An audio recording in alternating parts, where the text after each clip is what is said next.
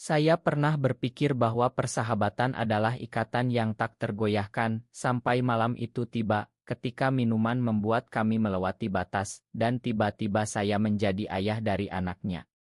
Hati saya hancur melihatnya pergi dengan orang lain, tapi rahasia itu mengikat kami selamanya. Apakah ini pengkhianatan atau takdir yang menyakitkan? Di Jakarta yang ramai, di tengah hiruk-pikuk lalu lintas dan aroma sate kaki lima, saya, Arjun, hidup sebagai seorang pemuda biasa berusia 25 tahun. Saya bekerja di sebuah perusahaan startup teknologi, menghabiskan hari-hari dengan kode-kode komputer yang tak pernah berakhir. Tapi di balik layar monitor itu ada Bima, sahabat saya sejak kecil. Kami tumbuh bersama di kampung halaman di Yogyakarta, berbagi mimpi, tawa, dan rahasia.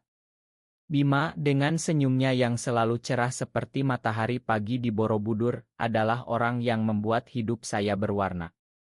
Tapi saya tak pernah berani mengakui bahwa perasaan saya padanya lebih dari sekadar teman. Setiap malam, saat saya sendirian di apartemen kecil saya, pikiran saya dipenuhi oleh bayangan wajahnya. Mengapa harus dia, gumam saya dalam hati, merasa bersalah karena mencintai sahabat sendiri. Tapi bagaimana bisa saya hentikan? Cinta ini seperti angin monsun, datang tanpa permisi dan menyapu segalanya. Malam itu, kami bertemu di sebuah bar kecil di Kemang. Bima baru saja putus dengan pacarnya, seorang gadis cantik dari keluarga kaya. Arjun, aku capek banget, katanya sambil menuang bir ke gelasnya. Matanya merah, penuh kekecewaan. Saya duduk di sebelahnya, mendengarkan curhatannya tentang hubungan yang gagal. Kenapa cewek-cewek selalu begitu? Mereka bilang cinta, tapi ujung-ujungnya pergi. Saya ingin bilang bahwa saya di sini, selalu ada untuknya, tapi kata-kata itu terjebak di tenggorokan. Kami minum semakin banyak, tawa kami semakin keras, tapi di balik itu hati saya berdegup kencang. Kamu tahu, Arjun, kamu satu-satunya orang yang selalu ngerti aku, ujar Bima, meletakkan tangannya di bahu saya. Sentuhan itu seperti listrik, membuat saya gemetar. Dalam mabuk, kami berjalan pulang ke apartemen saya. Tidur di sini aja, Bim, ajak saya, berusaha terdengar biasa. Malam itu, di antara kabut alkohol, sesuatu terjadi. Kami saling mendekat, tanpa kata-kata, hanya emosi yang meledak. Pagi harinya, saya bangun dengan kepala pusing dan hati yang kalut. Bima sudah pergi, meninggalkan catatan, Arjun. Kita lupain malam ini. Tapi bagaimana bisa saya lupakan? Itu adalah momen pertama saya merasakan keintiman dengannya, meski samar. Hari-hari berikutnya, kami berpura-pura tak ada yang terjadi. Bima kembali ke rutinitasnya, bahkan mulai dekat dengan orang baru. Saya menderita dalam diam setiap melihatnya, pikiran saya berputar, apakah dia merasakan hal yang sama? Atau ini hanya kesalahan? Konflik dalam diri saya semakin dalam. Saya takut kehilangan persahabatan kami, tapi juga tak bisa menahan perasaan ini. Beberapa minggu kemudian, Bima datang ke tempat saya dengan wajah pucat. Arjun, aku perlu bicara. Suaranya gemetar. Saya mengangguk, hati berdegup. Aku hamil. Kata-kata itu seperti petir menyambar. Bagaimana mungkin? Di dunia kami, hal seperti ini jarang terjadi, tapi di Indonesia, ada kasus-kasus medis langka di mana pria bisa mengandung karena kondisi genetik. Bima ternyata salah satunya. Dan anak ini dari malam itu. Saya terduduk, dunia seolah berhenti. Aku jadi ayah, gumam saya, campur aduk antara bahagia dan ketakutan. Bima menangis, aku takut, Arjun. Keluargaku konserati, masyarakat akan menghakimi. Saya memeluknya, meski hati saya sendiri hancur. Ini adalah awal dari badai yang akan datang. Kami memutuskan untuk merahasiakannya dulu.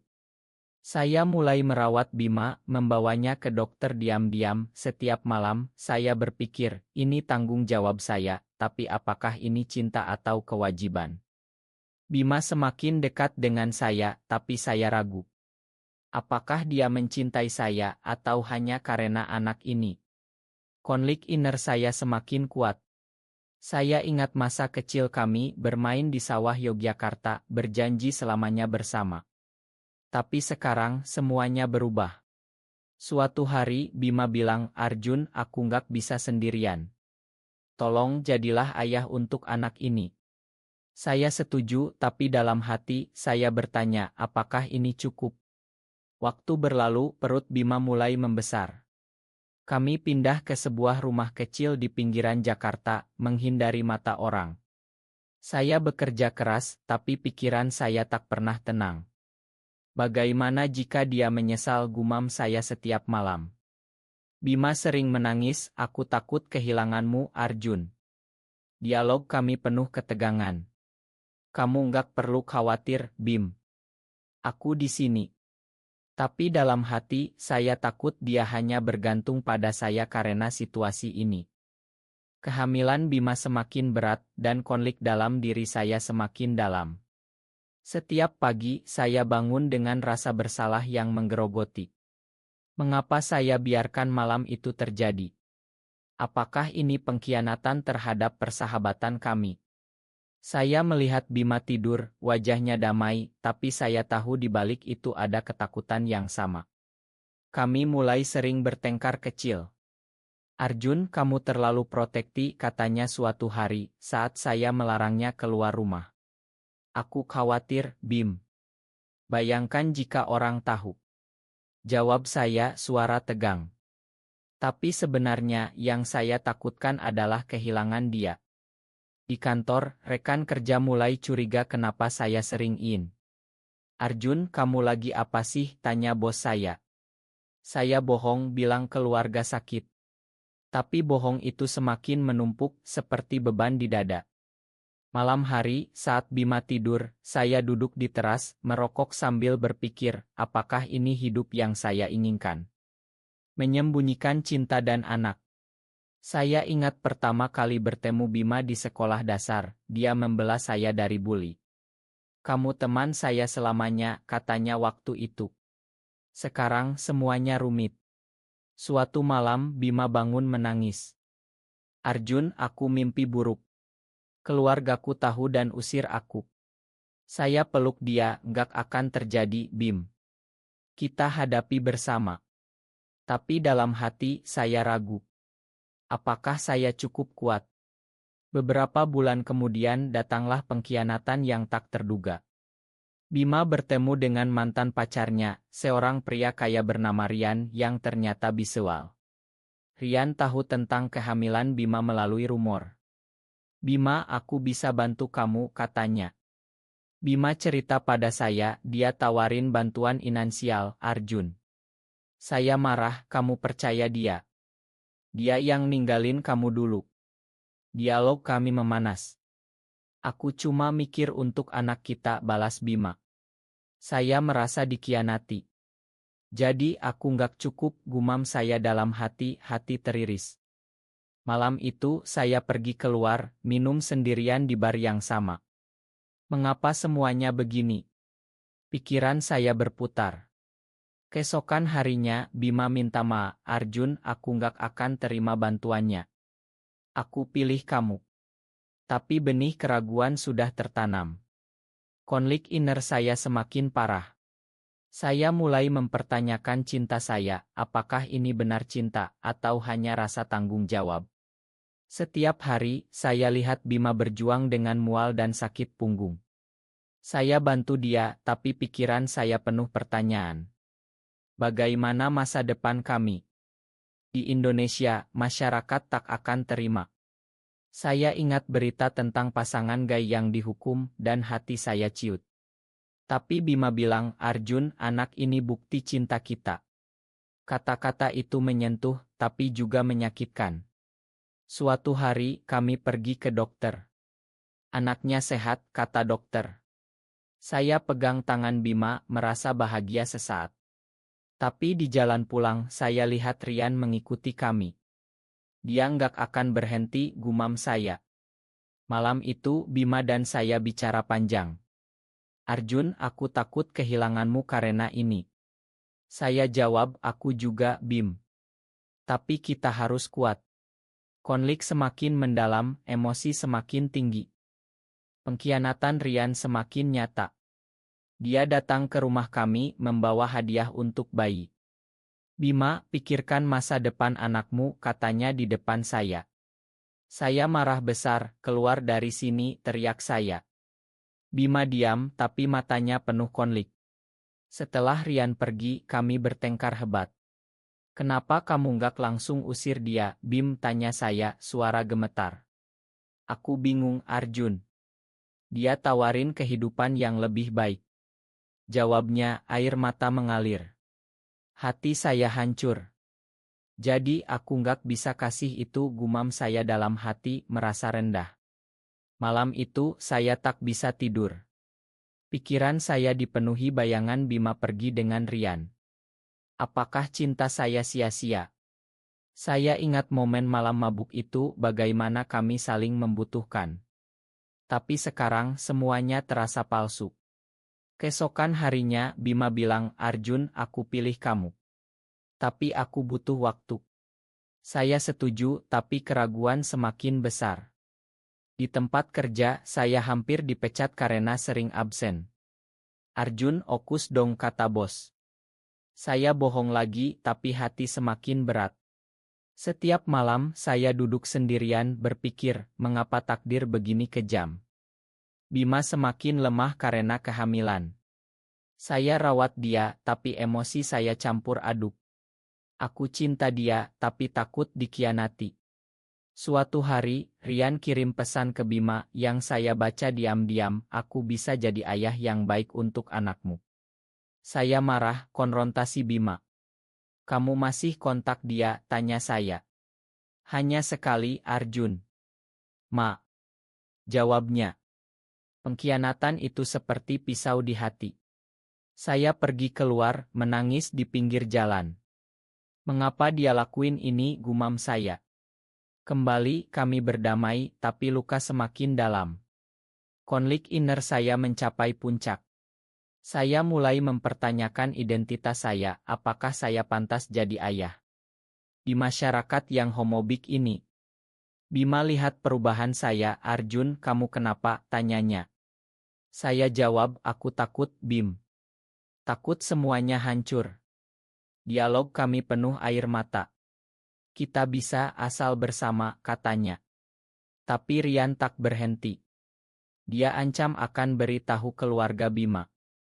Jangan please, minta Bima. Saya putuskan hadapi Rian. Tinggalkan kami, kataku padanya. Dia tertawa, Bima butuh aku, bukan kamu yang miskin. Kata-kata itu menyakitkan. Pulang saya cerita pada Bima. Aku akan lindungi kalian, janji saya.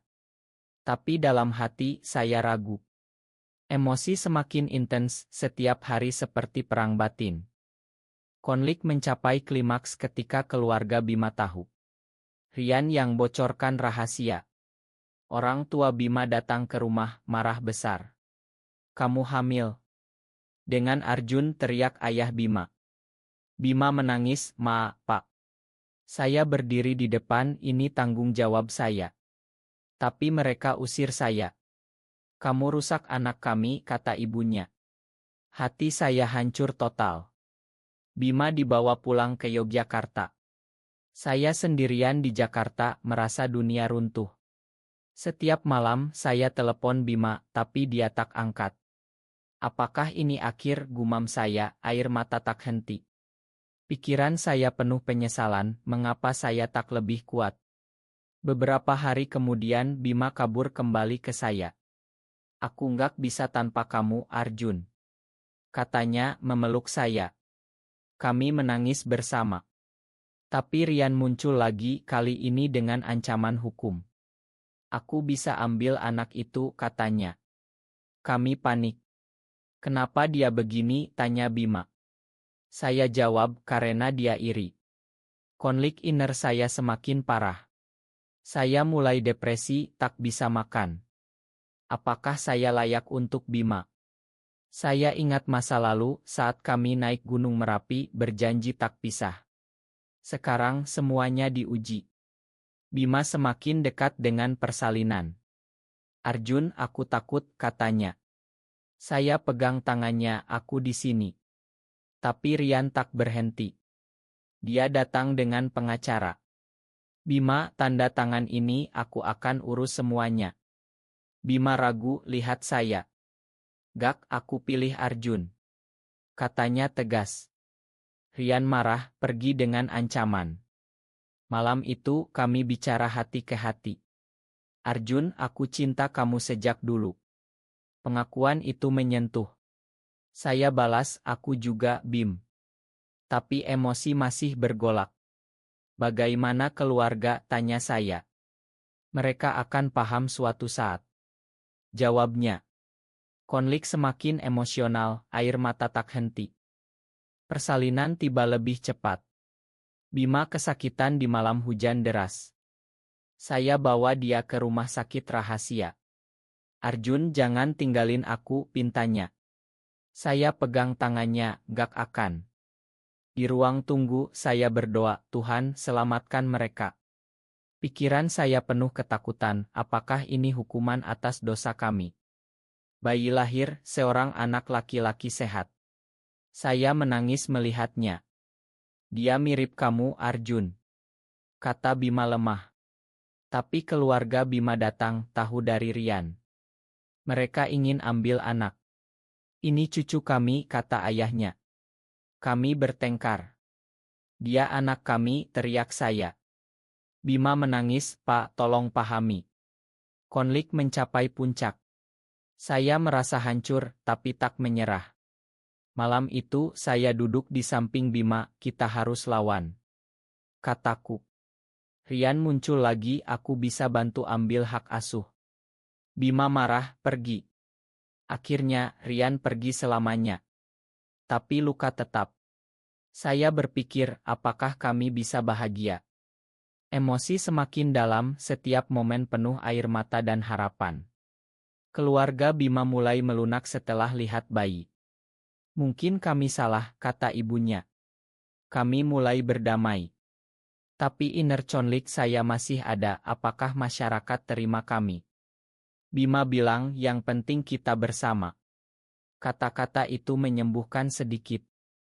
Tahun berlalu, anak kami yang kami namai Adi tumbuh sehat. Kami pindah ke Bali, hidup sederhana. Keluarga Bima akhirnya terima kami meski sulit. Makan kami, kata ayah Bima. Saya peluk mereka, air mata bahagia. Rian. Dia hilang dari hidup kami. Saya dan Bima menikah secara simbolis di pantai. Arjun, terima kasih atas semuanya. Katanya. Saya jawab, ini takdir kita, Bim. Konflik masa lalu menjadi pelajaran. Sekarang setiap malam, saya lihat Adi tidur, berpikir, ini kebahagiaan yang kami perjuangkan. Cinta kami semakin dalam, penuh pengertian. Di Indonesia yang berubah pelan, kami jadi simbol harapan. Akhirnya, kami bahagia, meski perjalanan penuh air mata.